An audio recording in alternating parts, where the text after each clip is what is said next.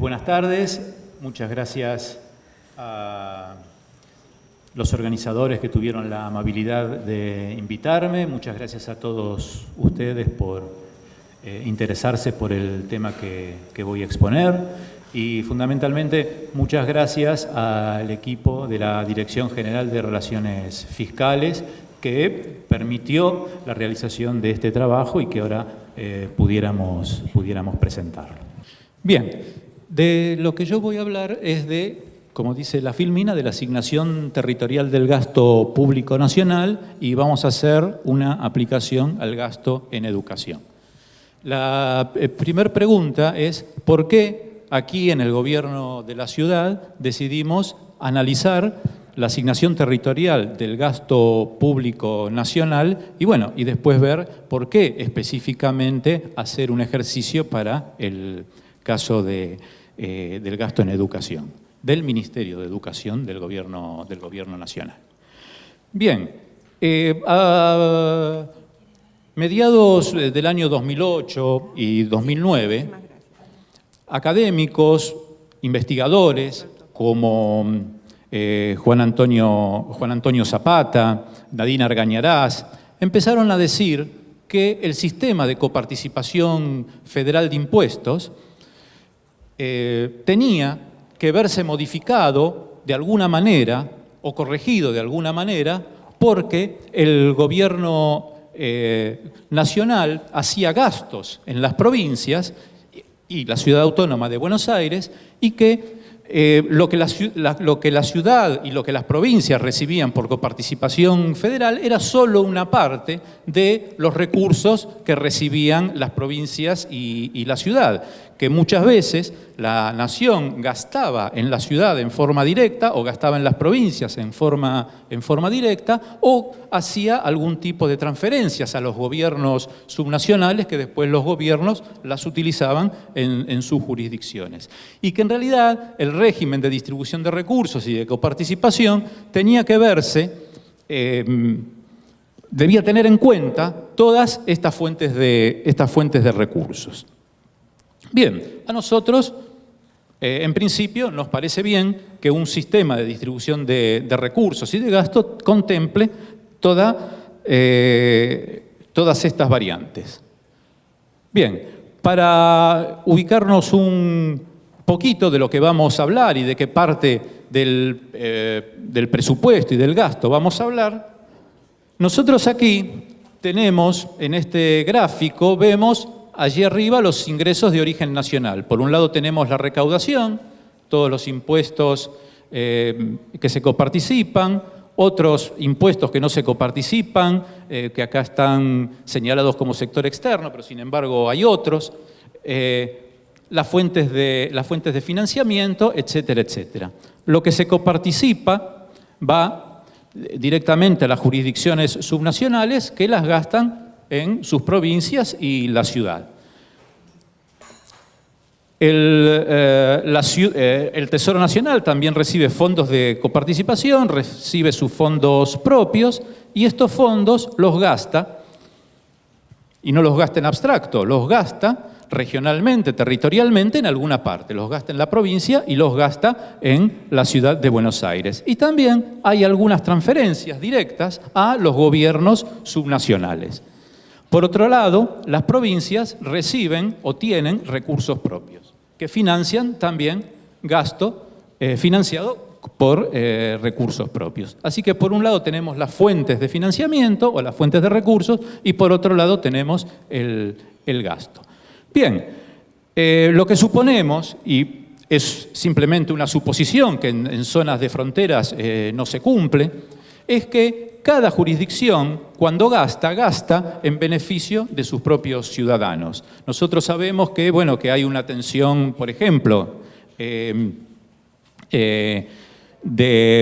ciudadanos de la provincia de Buenos Aires en hospitales y colegios de la ciudad de Buenos Aires y por lo tanto esto no es exactamente cierto, sino que hay situaciones de frontera que esto hacen que no se cumpla. Bien,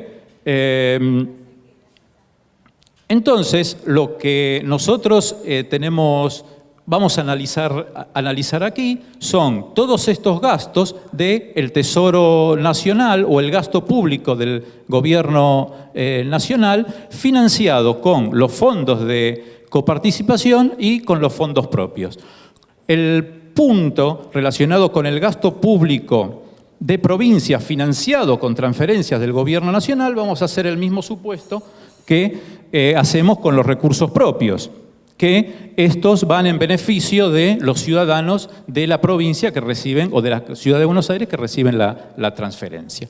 Y entonces, a lo que nos estamos refiriendo es exclusivamente a esta parte del esquema. Bien.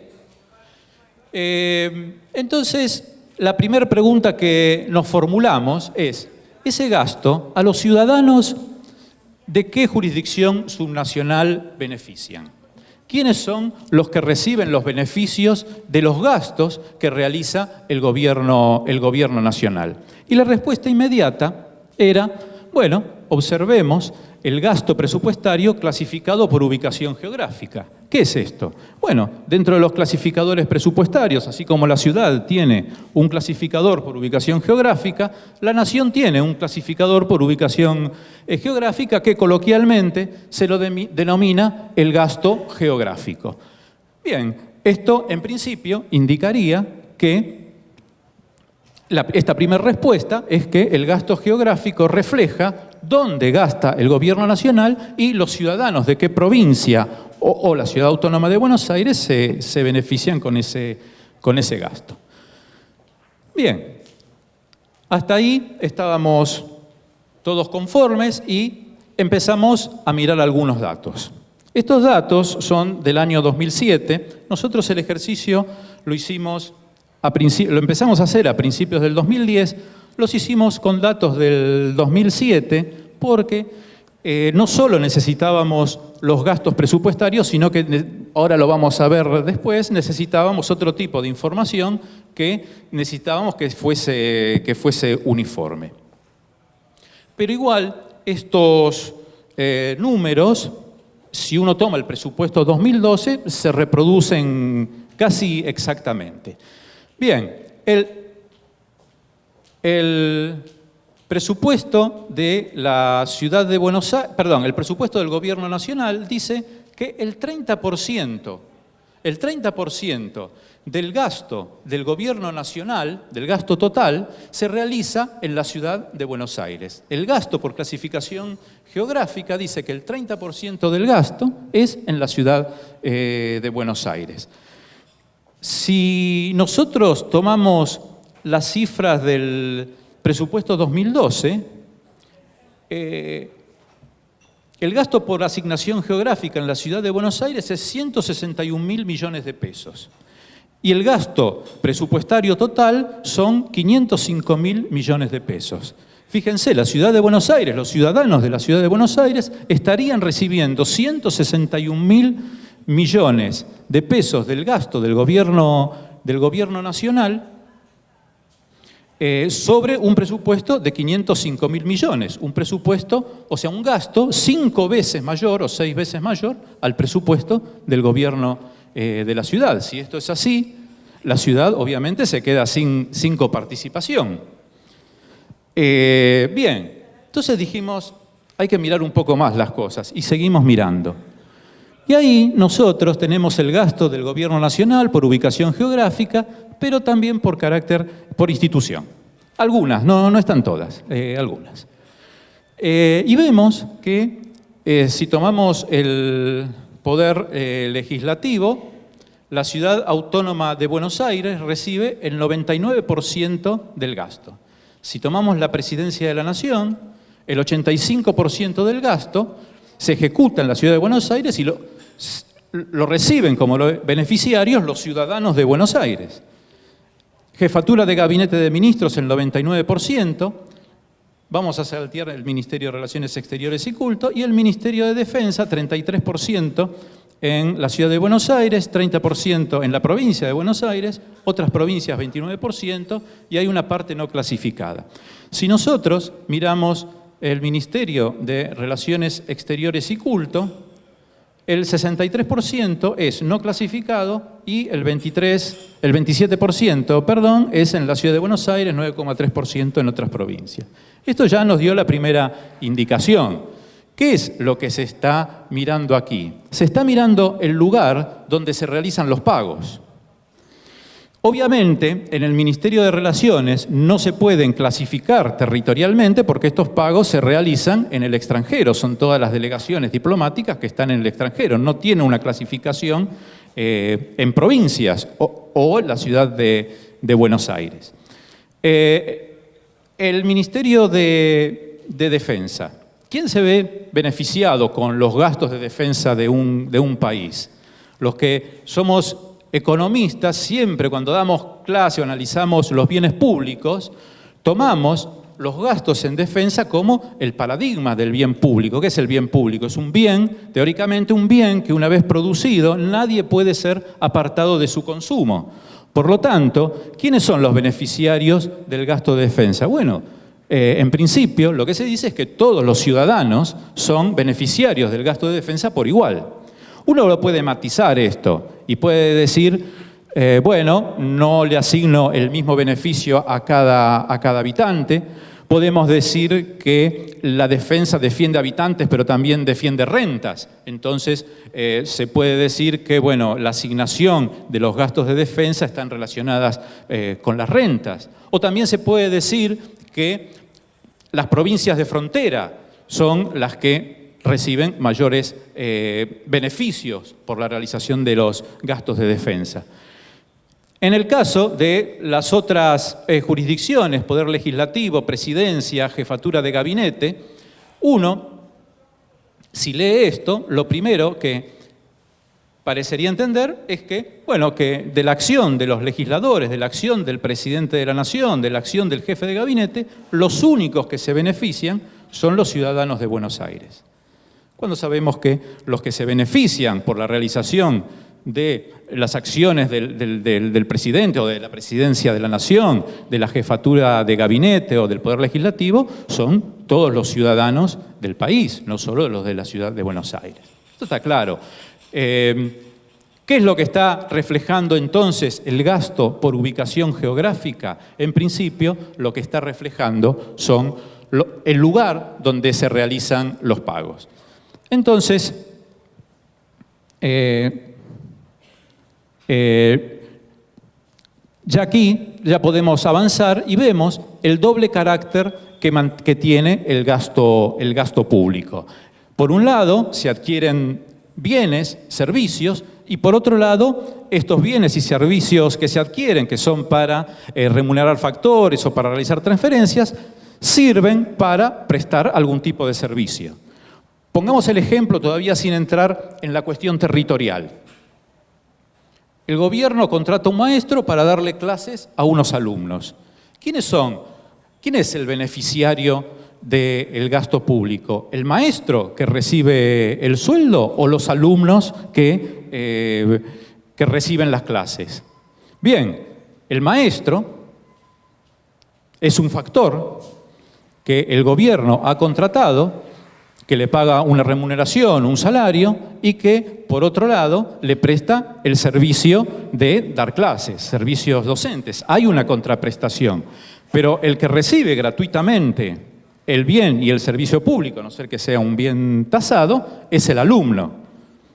Por lo tanto, esta distinción nos lleva a dos criterios o a dos grupos de colectivos involucrados. Por un lado, los que reciben los pagos, el maestro, en este caso, y quienes utilizan los bienes públicos, que son, en el ejemplo que yo puse, los alumnos. Y a su vez, estos dos criterios nos llevan claramente a dos criterios de imputación territorial del gasto público, a un criterio que la literatura denomina el criterio del flujo monetario, que es quiénes son los perceptores de los pagos, y el criterio del colectivo de beneficiarios, que trata de rescatar quiénes usufructúan los beneficios del bien público. Estamos hablando del docente del ejemplo y de los alumnos del ejemplo. Bien, obviamente el criterio del flujo monetario no es el que nos sirve para decidir quiénes son los que se benefician con el gasto público. Hay algunas matizaciones para hacer. No quiere decir que uno de los criterios sirva y el otro no sirva. Los criterios sirven para lo que sirven. Algunos sirven para una cosa y otros sirven para otras. No quiere decir que el criterio del flujo monetario no sirve para nada. Obviamente, en una situación en que estamos hablando de desempleo, por ejemplo, si el gobierno decide gastar y realizar los pagos en algún lugar, en alguna provincia o en la ciudad de Buenos Aires en particular, obviamente el efecto multiplicador se produce y la generación de empleo en forma directa, aunque después hay un efecto multiplicador, el efecto multiplicador se produce en el lugar donde se realizan los pagos. Pero el criterio para asignar los beneficios de la prestación o de la provisión del bien público es el beneficio del colectivo de beneficiarios. Bien, por lo tanto, el criterio o la metodología del colectivo de beneficiarios indaga a favor de quién se hizo el gasto, identifica dónde habitan las personas que disfrutan del gasto, en síntesis, detecta el ámbito geográfico de las personas a quienes el sector público beneficia con sus gastos. Esto quiere decir que el gasto geográfico o el clasificador del Gobierno Nacional por ubicación geográfica no nos sirve para medir dónde están los beneficiarios del gasto. Si nosotros vamos espero acertar. Si nosotros venimos a este cuadro que tenemos aquí, obviamente este cuadro lo tenemos que corregir. Esto es una asignación de gastos realizada por el criterio del flujo monetario, mientras que es el lugar donde se han realizado los pagos, pero nosotros tendríamos que realizar alguna nueva asignación acerca de quiénes son los beneficiarios de este gasto. Estos casos son casos que nosotros hemos denominado casos casi triviales. Esta reasignación se realiza a través de la utilización de algún tipo de indicador que trata de corregir estos números por la localización territorial de los beneficiarios. Generalmente, en todo presupuesto hay que ir, como hicimos nosotros con el gasto de educación, hay que ir línea por línea, programa por programa. Todo va a depender del nivel de agregación o desagregación con el cual se quiera trabajar, pero en estos casos uno, aún trabajando con el nivel de agregación de jurisdicción, podría obtener resultados más o menos razonables. Por ejemplo, de la acción del Poder Legislativo uno puede decir que se benefician todos los ciudadanos por igual, las leyes son para todos los ciudadanos, aunque uno debiera analizar leyes y programas individualmente. De la acción de la Presidencia de la Nación o de la Jefatura de Gabinete, exactamente lo mismo. Entonces, habitualmente, para distribuir estos gastos de acuerdo al criterio del colectivo de beneficiarios, se utiliza la población. Lo mismo caso que en el caso del Ministerio de Relaciones Exteriores. Y en el caso de los gastos de defensa, bueno, se puede utilizar la población, se puede utilizar las rentas, se puede dar una asignación mayor a provincias de frontera o en algunos países donde se utiliza el criterio del colectivo de beneficiarios, del colectivo de beneficiarios, si es un país en conflicto también existe una asignación, una adjudicación mayor a las zonas que tienen conflicto.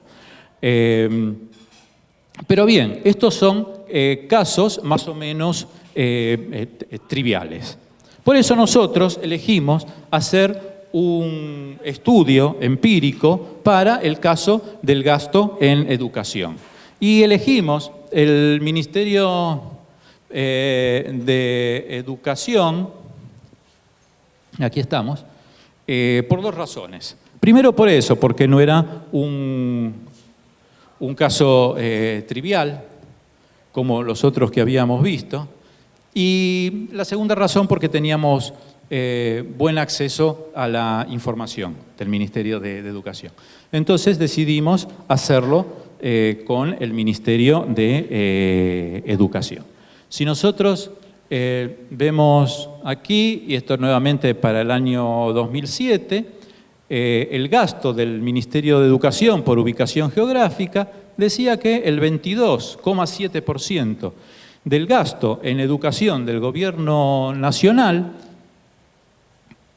era adjudicable a la ciudad de Buenos Aires o a ciudadanos de la ciudad de Buenos Aires, que en la primera interpretación de que el gasto geográfico rescata a los beneficiarios del gasto del gobierno nacional, con el criterio del gasto geográfico, del gasto por ubicación geográfica, que es un criterio del flujo monetario, el 22,7% de los 7.397 millones que gastó el Ministerio de Educación en el año 2007, 1.682 millones debían adjudicarse a la ciudad de Buenos Aires o a los ciudadanos de Buenos Aires. Bien.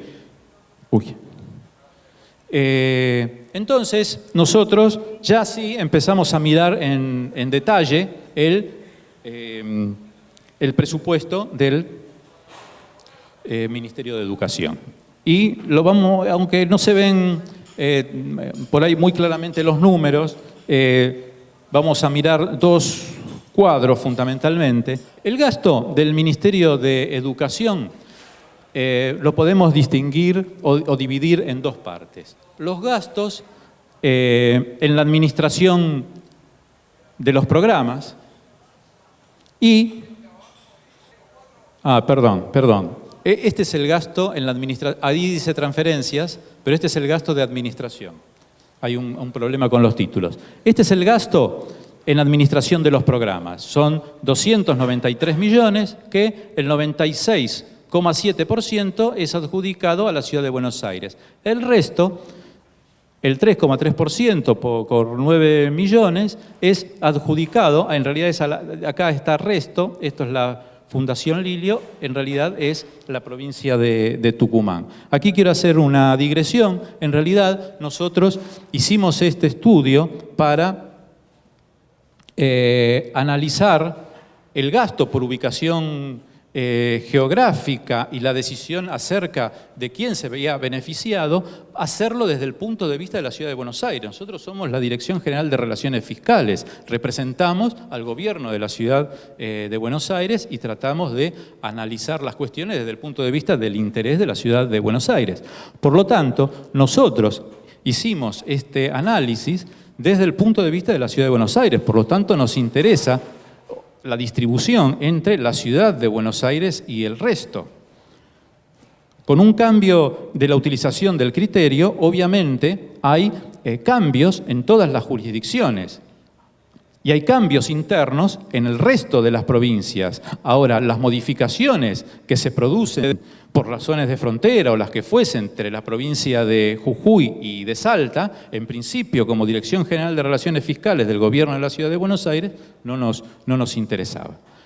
Entonces, lo que vemos es que los gastos de administración de los programas están concentrados en la Ciudad de Buenos Aires. Esto es lo que también en la literatura se denomina el efecto capitalidad. La administración nacional y por lo tanto la administración de los programas está en la ciudad de Buenos Aires. No quiere decir que estos programas beneficien solamente a los ciudadanos de la ciudad de Buenos Aires. Estos benefician a múltiples personas en relación con los beneficios que generan los programas que se administran. Bien, y aquí lo que tenemos, donde dice administración debe decir transferencias, aquí tenemos los programas en sí mismos. Y tenemos dos grandes programas. El programa 26, que es el desarrollo de la educación de la educación superior por 4.430 millones, de los cuales 1.100 están en la ciudad de Buenos Aires y el resto en el resto de las provincias. Y después tenemos como grandes programas el Fondo de Incentivo Docente, que hay 128 millones en la ciudad y 1.489,6 millones en el resto de las provincias. Bien, entonces, ahora simplemente nosotros, lo que yo les voy a mostrar es algunos de los criterios que nosotros utilizamos para redistribuir territorialmente estos gastos. Esto es simplemente a título ilustrativo. Obviamente vamos a trabajar primero con el programa 26, después vamos a explicar por qué el Fondo Nacional de Incentivo Docente no se distribuyó y después vamos a analizar algunos de los programas subsiguientes, aunque son programas o líneas, acciones de algunos programas que no tienen un importante valor numérico, pero que sí nos sirven para ilustrar los distintos criterios de reasignación que nosotros usamos. Este es el programa 26, Desarrollo de la Educación Superior, donde hay transferencias a universidades radicadas en provincias, transferencias a la Universidad Tecnológica Nacional, al Instituto Universitario del Arte de la Ciudad de Buenos Aires y a la Universidad de Buenos Aires. Estos gastos están adjudicados casi en la Ciudad Autónoma de Buenos Aires, excepto los gastos o las transferencias a las universidades radicadas en provincias. Y aquí lo que tenemos es la ubicación territorial de las sedes universitarias, donde la Universidad de Buenos Aires está obviamente en la Ciudad de Buenos Aires, en la Cava está el Instituto Universitario de Arte, la Universidad Tecnológica tiene series en la Ciudad de Buenos Aires y en distintas provincias, las universidades radicadas en provincias tienen sedes en provincias y no en la Ciudad de Buenos Aires.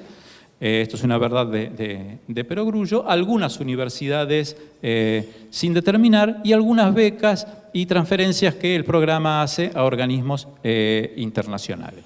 Veamos primero el caso de la Universidad Autónoma de Buenos Aires y veamos cómo hicimos esta distribución. Nosotros tomamos dos bases de datos, que es la encuesta permanente de hogares, y la encuesta permanente de hogares pregunta si usted asiste a algún establecimiento universitario. Lo hace por jurisdicción. 962.000 personas dijeron que sí y nos dice dónde residen los estudiantes universitarios. La Secretaría de Políticas Universitarias tiene una matrícula de 1.200.000, tenía una matrícula de 1.243.000. Esto nos indica en qué universidades están inscritos los estudiantes. Bueno, tenemos 281.000 estudiantes de diferencia entre los que dicen que van a la universidad y los que están anotados. Entonces, bueno, empezamos a ver cuáles son las razones. Voy a ir rápido aquí. Hay una lentitud de las universidades para depurar sus padrones por distintos motivos, por lo tanto utilizamos el supuesto de que las respuestas negativas provenían de alumnos inscriptos que no tenían materias aprobadas en el año anterior y entonces los eliminamos. Y después eliminamos la otra razón es que la matrícula de la Secretaría de Políticas Universitarias deja de contabilizar a los alumnos graduados cuando se expide el título. Esto pueden haber periodos de rezago, etcétera, etcétera. Bueno, depuramos todo eso y nos quedó con algunos supuestos, y nos quedó una diferencia de 13.000 alumnos entre ambas fuentes de información que como decía el tesorero de la agencia Banco Belgrano en el año que yo trabajaba allí, la degollamos. Con un criterio muy sencillo de aceptar las proporcionalidades, ¿no? Esto es menos del 1%, estamos hablando de menos del 1%. Bien, entonces nos quedó esto por aquí y estos resultados sí que son muy interesantes porque lo que está diciendo que 162.000 ciudadanos de Buenos Aires dicen que van a la universidad, pero en la Universidad de Buenos Aires hay 268.000 alumnos. Y si nosotros miramos los números del Gran Buenos Aires, 270.636 personas dicen que van a la universidad, pero 81.000 alumnos están inscriptos en universidades del Gran Buenos Aires, como Universidad de Quilmes, La Matanza, etcétera, San Martín, etcétera, etcétera. Bien, ¿esto qué significa? Que obviamente hay estudiantes del conurbano que están yendo a otros lados. Y básicamente, bueno, esto nosotros no lo indagamos mucho porque, digamos, excedía obviamente los alcances del trabajo, pero obviamente son alumnos que van a la Universidad de Buenos Aires o que van a la Universidad de La Plata, que está incluida en el resto de la provincia de Buenos Aires. Por lo tanto, nosotros el gasto de la Universidad de Buenos Aires lo reajustamos diciendo, bueno, solamente de estos alumnos hay un porcentaje que va a la Ciudad de Buenos Aires y se ven beneficiados con el gasto en la Universidad de Buenos Aires. Y aquí tenemos el resultado total para todos los casos. El 60% del gasto de la Universidad de Buenos Aires, 60,3%, lo adjudicamos a la Ciudad de Buenos Aires, el resto a las provincias. El Instituto IUNA, seguimos diciendo que se beneficiaban ciudadanos de la Ciudad de Buenos Aires, que no había gente del conurbano que venía al instituto. La matrícula, los gastos de la Universidad Tecnológica, las transferencias para la Universidad Tecnológica, lo corregimos por la matrícula territorial de la Universidad Tecnológica, el 20,2% queda en la Ciudad de Buenos Aires y el 79,8% en provincias. Las universidades radicadas en provincias no se reasignó, quedó totalmente en provincias. Las becas estudiantiles no se reasignaron porque las transferencias quedaban ubicadas geográficamente en el lugar de origen de residencia del alumno, y los gastos en organismos internacionales de crédito, que eran transferencias al Programa de Naciones Unidas para realizar acciones con universidades para mejorar la educación no universitaria, lo readjudicamos, era solamente 1.600.000, pero lo reasignamos de acuerdo a la matrícula de educación superior no universitaria por jurisdicción. Bien, así fuimos haciendo línea por línea con los distintos programas del Ministerio de Educación. Y entonces veíamos dónde estaba, este es el portal Educar, veíamos en primer lugar dónde estaba asignada el importe del programa, después detectábamos cuál era el objetivo del programa, quién se beneficiaba con el programa y buscábamos un criterio de reasignación. Esto fue todo. Como me quedan 2 minutos o 1 minuto, simplemente voy a pasar a los resultados, pero ahí ven, yo había preparado varios ejemplos de distintos programas, pero después este trabajo se los enviamos. Además, lo ha publicado la Asociación Internacional de Presupuesto y está en la página web de la Asociación Internacional de Presupuesto el trabajo completo, y además quedó a la espera de las preguntas, ¿no? Entonces vamos a la última filmina, que es con los resultados obtenidos. Nosotros teníamos ahí las transferencias por 7.094 millones de pesos, de los cuales 1.389 estaban adjudicadas a la Ciudad de Buenos Aires y 5.582 a las provincias. Luego de hacer la reasignación, la situación ex post es que del 19% de los gastos, solamente 10% es imputable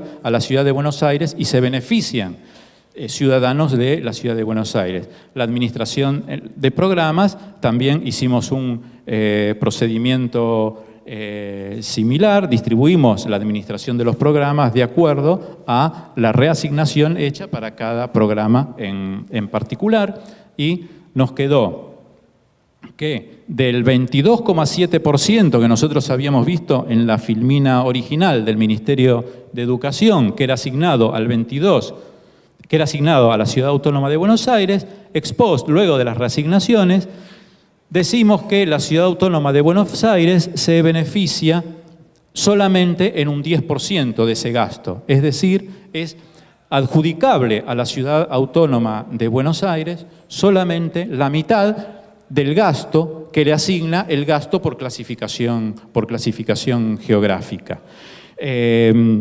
Bien, esto muestra cómo cae la asignación utilizando un criterio u otro. Este era un gasto no trivial, por lo tanto, uno puede decir que la caída es relativamente baja con respecto a casos como el Ministerio de Defensa, como al gasto de presidencia, etcétera, etcétera, etcétera. Por lo tanto, nosotros lo que quisimos ilustrar es que, así como conclusión, es que el gasto del Gobierno Nacional debe ser utilizado, debe ser una variable más en los procesos de distribución de recursos, pero que lo que no es aplicable es el criterio del flujo monetario, sino que es aplicable el criterio del colectivo de beneficiarios. Bueno, hasta aquí he llegado. Muchas gracias por atender tanto tiempo. Gracias por la exposición. Gabriel, hacer este análisis implica un esfuerzo estadístico importante. Entiendo que más allá del trabajo que felicito de vos y tu equipo para hacer este análisis respecto del gasto de educación, creo que cuando vos querés llevar esto a todo el gasto público, no sé si en todas las finalidades y funciones tenés la misma posibilidad de obtener datos de beneficiarios. Me parece que implicaría una revisión importante si existiera el interés a nivel nacional de plantear este tipo de estudios, de una revisión importante de cómo se llevan estadísticas de beneficiarios de servicios públicos. ¿No? ¿Es así? Sí, es un punto muy importante, claro. Lo primero que tenemos que decir es que esto surge como una idea de modificar el régimen de coparticipación federal utilizando el gasto público del Gobierno Nacional como una variable más que determine los mecanismos de distribución. Allí estamos de acuerdo. Ahora bien, también se dice que el criterio que se debe utilizar es el criterio del gasto de acuerdo al clasificador geográfico, el gasto por ubicación geográfica, o de ahora en más lo vamos a llamar el gasto geográfico, como lo llama todo el mundo.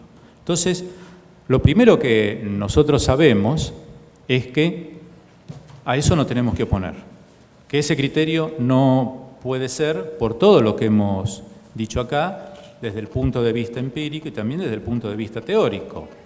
El efecto capitalidad se refleja en la jurisdicción que es sede de la administración. Nosotros sabemos que hay cosas que no pueden ser. Ahora bien, lo que vos decís, ¿eso quiere decir que el criterio del gasto geográfico o la asignación por el flujo monetario no sirve para nada? No, no, sirve y el gobierno debe seguir calculándola, estimándolo. Y digo bien estimándolo porque también es una estimación, como tantas otras variables que se utilizan, ¿no? Si uno quiere estimar Producto Bruto Geográfico, el criterio del flujo monetario es el que mejor indica el lugar donde se produce el bien público, pero no el lugar donde se consume. Entonces, si se decidiera realizar la distribución de la coparticipación teniendo en cuenta esta variable, lo que hay que estimar es dónde se consume el bien público, que es lo que nos va a indicar dónde están los beneficiarios. Y esto se puede hacer con mayor nivel de agregación, mayor nivel de desagregación y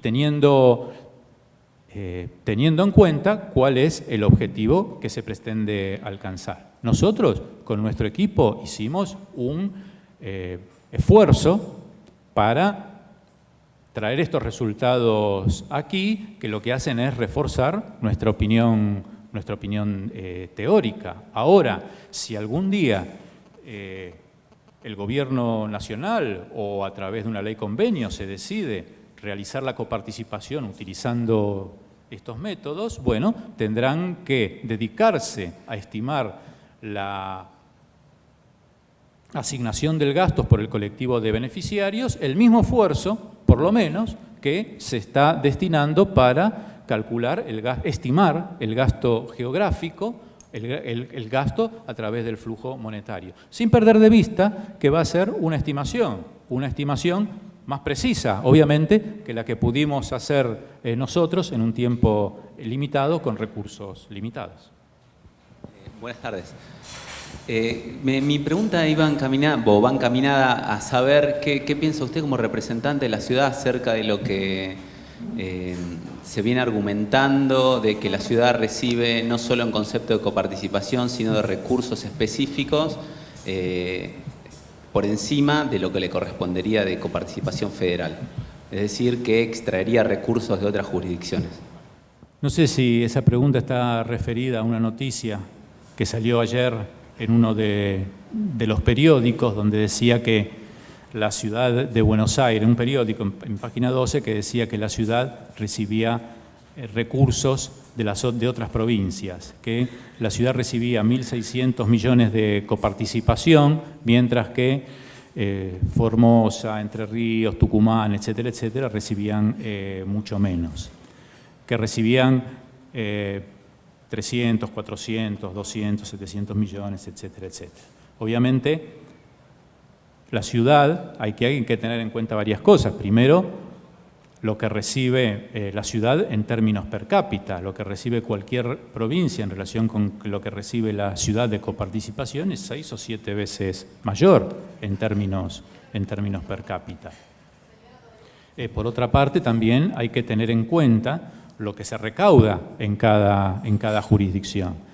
Y si uno analiza el régimen de coparticipación en la Argentina, el régimen de coparticipación es totalmente redistributivo. Hay algunos estudios que nosotros los hemos recopilado en la Dirección General y que lo hemos subido a la página web, hechos en distintos momentos del tiempo, donde dicen que la ciudad aporta aproximadamente, en algunas épocas, entre el 20 y el 30% de la recaudación coparticipable y porcentajes más o menos parecidos de la distribución no coparticipable, que esta última ha caído porque en la ciudad no hay muchos derechos de exportación que se recauden, pero sí se recaudan muchos derechos de importación.